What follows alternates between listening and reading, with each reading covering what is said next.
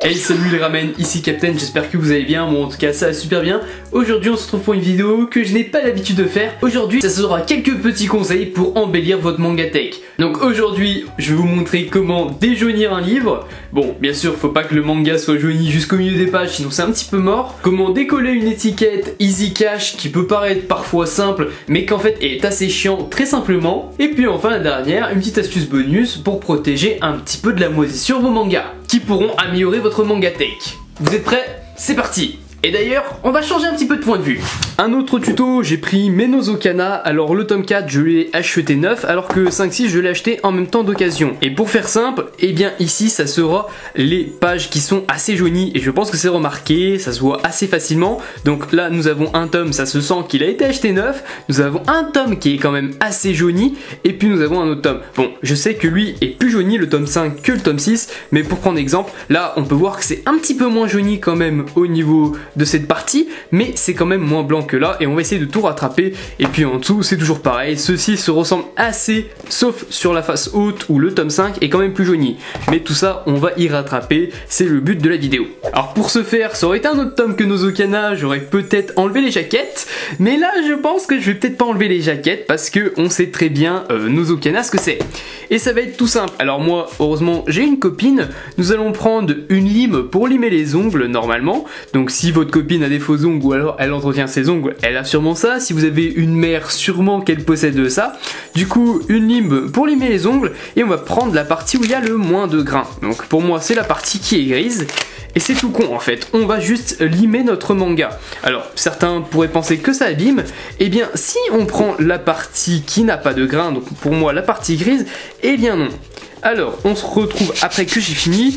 Ouais, alors le but de la vidéo c'est d'aller vite, du coup je vais pas faire à la perfection, mais sachez que si vous voulez perfectionner et faire en sorte que vraiment ça soit carré et vraiment très blanc, qu'il n'y ait pas d'imperfection, vous pourrez le faire. Moi je le fais vraiment dans le but de la vidéo, donc déjà là on voit un très léger changement, mais je pense que le mieux ça serait de le faire en haut vu que c'est beaucoup plus jauni. J'ai fini entre guillemets ce que je voulais faire, alors c'était vraiment histoire de le faire 30 secondes parce que je vous avoue que de faire ça pour que ça soit un travail nickel chrome, bah je te laisserai le faire par toi-même. Mais bon, on pourra jamais se rapprocher du tome de base, mais on peut voir que déjà ici c'est bien plus blanc qu'ici, on voit très clairement que c'est jauni. Là on sent que ça reprend des couleurs d'antan. Alors là je le fais vraiment histoire en 30 secondes de montrer un petit peu que ça peut marcher, mais comme je vous dis, si vous voulez vraiment le faire à fond pour que ça soit vraiment blanc, vous le faites. Moi c'est juste pour histoire de vous montrer un petit peu le tuto.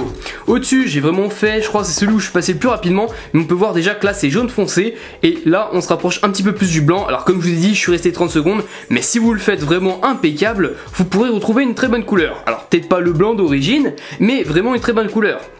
Bon, par contre cette astuce elle est très bien, mais elle s'applique seulement si le manga n'est pas jauni jusqu'au milieu des pages. Donc si jamais votre manga, si jamais votre manga est jauni jusqu'au milieu des pages, ça sera certainement mort pour cette astuce parce que sinon vous allez devoir limer jusqu'au milieu. Mais si par exemple comme moi c'est très léger, là on peut voir que je peux rattraper, sinon c'est un peu mort. Voilà, ça c'est la première astuce pour rattraper un petit peu le jaunissement de ces pages blanches. Un autre petit tuto qui consistera un petit peu à quand vous avez une étiquette un petit peu casse-couille qui sont souvent dans les caches, à essayer de bien enlever la colle, parce que je sais que si je fais ça, tu vas voir que ça va laisser des morceaux, ou des fois ça va laisser des morceaux de colle. Bref, ça on va y enlever. Cette étiquette date quand même au moins d'il y a 4-5 ans, donc bon, quand on l'enlèvera je pense qu'il y aura peut-être moins de colle que des fois si tu l'enlèves le jour J, mais tu vas voir que c'est assez chiant et je vais te montrer quelques astuces. Donc pour ce faire on va prendre un coton et du dissolvant doux sans acétone pour pas abîmer quand même la surface du manga.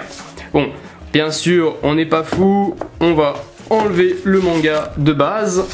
On le met sur le côté, on prépare notre table pour faire une petite opération et on applique le dissolvant un peu partout. Déjà ça devrait nettoyer le manga et redonner une bonne couleur qui fait plaisir. Par contre ça pue.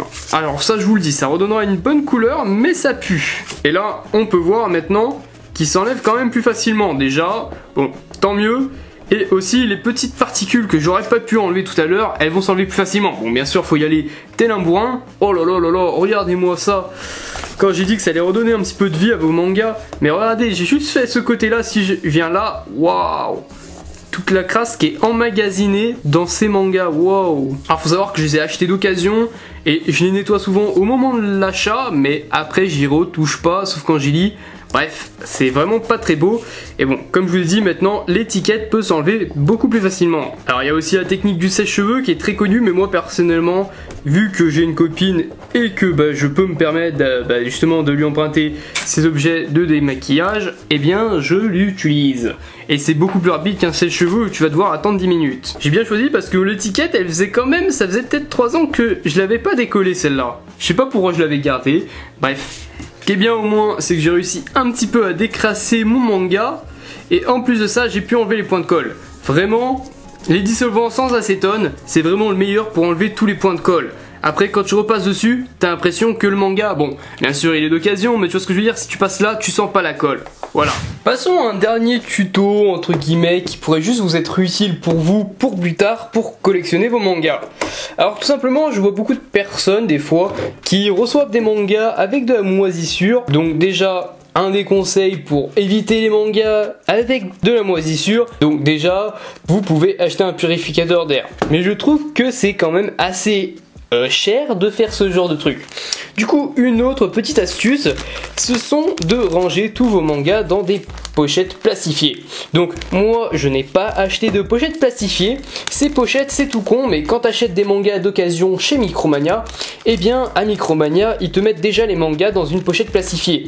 Donc moi, très simplement, j'avais acheté des mangas, tous mes Freising, et j'ai récupéré les pochettes plastifiées pour mettre des mangas qui pour moi sont beaucoup plus importants. Alors peut-être plus tard, je mettrai tous mes mangas dans des pochettes, mais pour l'instant, je vois pas l'utilité.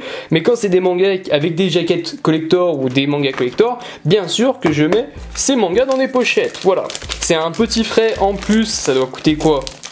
Allez, 50 centimes maximum par manga, ça vous évitera de base la moisissure sur vos mangas et ça les protège un petit peu plus du jaunissement. La dernière astuce était vraiment toute conne, je vous mets un lien en description si vous voulez vous acheter des pochettes de protection. Bon les amis, on se retrouve pour la fin de vidéo, j'espère que cette vidéo vous aura été utile, que tous mes tutos vont vous servir. Peut-être que vous en connaissiez déjà un certain nombre, mais est-ce que l'astuce des pages jaunes transformées en pages blanches, vous la connaissiez? Dites-le moi en commentaire, et si par exemple vous avez d'autres astuces peut-être à me donner que je pourrais ensuite vous partager, n'hésitez pas à le dire en commentaire. C'était les 3 astuces que j'utilise le plus souvent au quotidien pour embellir ma mangatech et ainsi avoir une mangatech que j'apprécie beaucoup plus. Sur ce, c'était Captain, j'espère que la vidéo vous aura plu. Ciao!